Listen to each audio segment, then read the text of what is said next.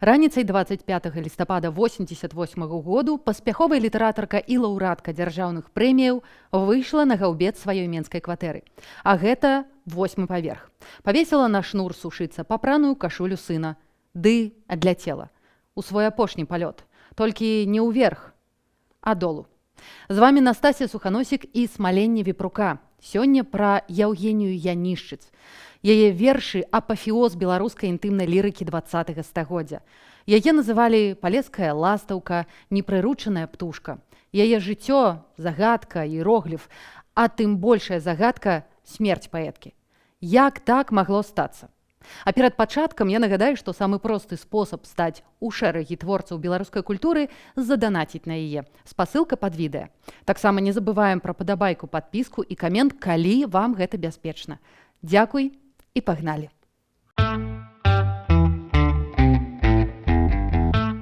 Нарадзілася ў 1948 годзе на Піншыне. У паэзію не ўвайшла, а ўварвалася яшчэ падлеткам у 16 год першая публікацыя. 22 гады першы зборнік «Снежныя грамніцы». Кажуць, бацька пасмейваўся з тых вершаў. Хто ведае, можа, таму паэтка ўзяла прозвішча першага мужа маці Йозаса Янішчыца, які загінуў вайну.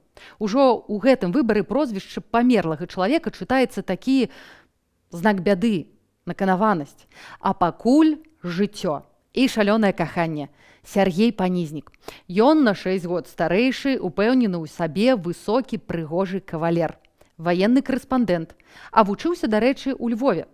Калі не за Панізніка, то ні за кога, адказвала Яўгенія на парады родзічаў, а будучаму мужу пісала вершы. Прыязджай, і будзе вечнасць перад намі. Час загладзіць і сумненне, і віну. Павяду цябе зялёнымі лугамі ў кашулі з найтанчэйшага ільну. Іх перапіска ды вершы, якія пісала Яўгенія, лічы раман у лістах. Да яго спачатку звярталася асцярожна: «Добры дзень, Сергей». Ужо пазней: «Дарагі мой далёкі чалавек, бо каханне ж на адлегласці». Ну а далей проста песня. Ішла ў тваё лета, ішла ў твою восень па спелых ранетах, па травах росных. Рукой махну на ўсё і не паверу. Ты мне усміхнуўся, адкрыўшы дзверы. І гэта піша 18гадовая дзяўчына. У 71 годзе вяселле і пераезд у Чэхаславакію. Здаецца, мар любога савецкага чалавека, але ўжо праз пару год у Панізніка пачынаюцца праблемы. Яго выключаюць з парты, з войска, сябры знікаюць. Сям'я таксама не клеіцца. Развод. Нас развялі, як разводзяць масты, казаў Панізнік. Развялі? Хто развёў? Чаму?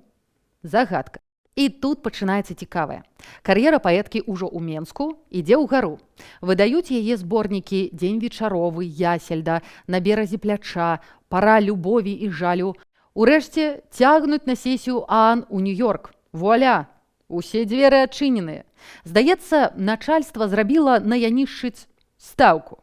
О, ты, давай, пішы пра КПСС, працоўныя подвігі. Вось што будзеш тут рабіць? Начальства полюбіла Янішчыц. Гэта паэтка, якая мае быць на вітрыне савецкай рэчаіснасці. Таму сустрэчы з вайскоўцамі, працоўнымі, публічнасць, канешне, вершы на замову. Ведаеце што? Яна не адмаўлялася. Але як рэчка абмінала вострыя камяні на берагах. Ёй кажуць: пішы пра урбанізацыю, а тая ў адказ: я поле, я сціхлая ў горадзе вёска. Кажуць пра магістралі і заводы, а яна: мне пад душы глухія пушчы, лістоты заміць на дварэ. Кажуць пра радасці жыццё, а яна: асушылі мяне, як чарачку, хлынуў горлам пясок залаты. Вось колькі горычы, літаральна ў некалькіх словах. Магія Янішчыц была ў тым, што у які б кабінеты яе не пасадзілі, якіх медалёў не навешай, яна надалей дзяўчынка з-над Ясельды, з палескай глушы. Не воблака, а проста аблачынка загадкава плыве над галавой. Смяюся я, вясёлая дзяўчынка, як матылёк ляціць над кладкай той. Як добра ёй журыцца беспрычынна, да твару ёй і лета, і зіма. Усміхнуся я, яшчэ бяжыць дзяўчынка па кладцы той, якой даўно няма. Канешне, былі сярод вершаў і пустыя замоўныя дрындушкі. Мы клянёмся харужай вечна за шчасце стаяць. Але гэта як быццам бы іншы чалавек пісаў. Яно не чытаецца, не гучыць. Іншая справа лірыка пра каханне. Хоць у тых вершах, якія некалі пачыналіся ўзнёсла, ты пакліч мяне, пазаві, там заблудзімся ў хмельных травах, было штораз усё болей горыч. Полымем зыркім душу апаліла, полымем белым узняло з небыцця, ой жа зімой закіпае каліна, гронка яе, як надзея жыцця. Позняя ягада позняй спакусы, вэлюм маёвы растаў па вясне, запунсавела прыпухлыя вусны, свеціцца ціха, шчасліва праз снег. Гэта ўжо з позняга зборніку «Каліна зімы», які выйшаў за год да смерці. У вершах Янішчыц багата фолкавых матываў. Некаторыя чытаюцца як натуральныя замовы, і, можа, таму яе лірыка фантастычна кладзецца на музыку. Шмат якія вершы можна паслухаць у альбоме Тацяны Беланогай «Матылёк» на словы паэткі.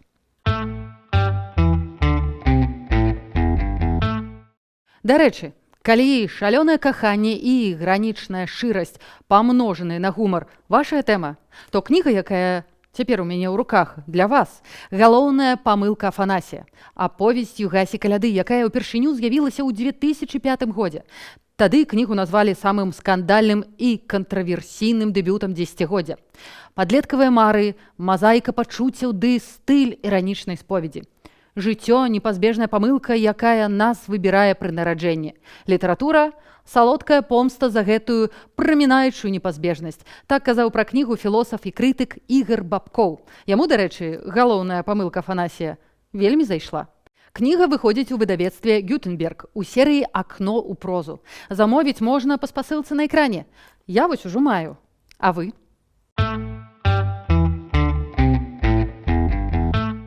Часам здаецца, што Янішчыц прыцягвала няшчасце. У дзяцінстве Жэня дала нырца ў глыбокі вір на ясельдзе. Туды скакалі толькі хлопцы, а яна адважылася і... боўць, ледзьве выцягнулі. Вялікае каханне і развод. Страшная аварыя ў Магілёве са шматлікімі пераломамі. Урэшце, цкаванне з боку крытыкаў, калегаў. Неаднойчы Янішчыц сыходзіла з вечарынаў у слязах, а на афіцыйных мерапрыемствах выглядала як разгубленая школьніца. Адам Глобус узгадвае паэтку сярод творцаў з пячаткай праклятасці. Усе яны паміралі нялюдскай смерцю.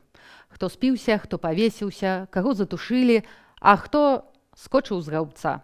І ва ўсіх у іх чамусьці была адзежа не ў памер.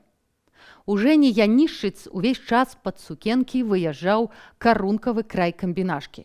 Як за вялікай камбінашцы было неўтульна пад замалой сукенкай, так і самой Жэні было неўтульна ў нашым свеце. Ёй не дыхалася, не спалося, не жылося. Так не жывецца ўсім, каго лёс адзначыў пячаткай праклятасці. Наш сонечны свет для іх нязручны, ён для іх нібыта чужога памеру. Пра смерць, дзіўную і загадкавую, ёсць розныя версіі. Паслізнулася, сарвалася з таго гаўбца. Або самагубства як вынік доўгай дэпрэсіі. Кажуць і пра манію пераследу. Маўляў, на ранейшай кватэры на цокальным паверсе ў вакне па начах да паэткі з'яўляўся нейкі чорны чалавек, цень. І сыходзіў ён толькі тады, калі паэтка гасіла лампу на пісьмовым стале. Дзіўна, праўда? Звычайна прывіды і жахі там, дзе цёмна, а тут, там, дзе святло. Ёсць і дэталі. Неяк суседка выйшла выносіць смецці, а ў дзвярах Янішчыц нейкі мужык калупаецца з ключом і спрабуе адчыніць. Тая кажа: «Вы да каго? Гаспадыні няма дома». Чувак адказаў, што прыйшоў чыніць тэлевізар і тут жа сваліў, сеў у блакітны жыгуль ды з'ехаў. Урэшце, перад самой смерцю паэтка сказала сяброўцы: «Нехта прыслаў мне рэквіем». Вось што гэта? Манія пераследу ці пераслед? Смерць паэткі стала шокам. Шок легендай, а легенда, як бывае, пераўтварылася ў казку, дзе кожны дапісвае сваё. Пра смерць дапісваюць, а з жыцця нібы выціраюць фрагменты. Напрыклад, паэтка нібыта ігнаравала нацыянальны двіж, які толькі-толькі выходзіў з падполля, бо, маўляў, была наскрозь савецкай. Але вось усяго адзін верш, які ставіць усё на свае месцы. Над хронікай 30-х гадоў яго пасля цудоўна пераспявала Тацяна Беланогая. Верш акурат пра савецкія рэпрэсіі. Зачытаю толькі фрагмент. Цені з жалезнай д'яблавай рукі пісьменнікі запісаны ў шпіёны. Ужо ляцелі кнігі на шматкі і граззю пакрываліся імёны. Ужо вучоны кроў сваю глытаў, бяззубы ў 40 шамкаў па старэчы, а д'ябал у суддзі перапытаў: не размаўляе, значыць, небяспечны. Даносчыкам да твару ліпкі бруд. Пры дапамозе іхнія брыднечы выносіліся словы як прысуд. Таленавіты, значыць, небяспечны. Як думаеце, мог такое пісаць наскрозь савецкі чалавек? Ці магло быць цаной такога вершу жыццё? Напішыце ў каментарах. Ну і чытайце, глядзіце, абмяркоўвайце сваё. А на сёння ўсё. Убачымся. Пакуль-пакуль.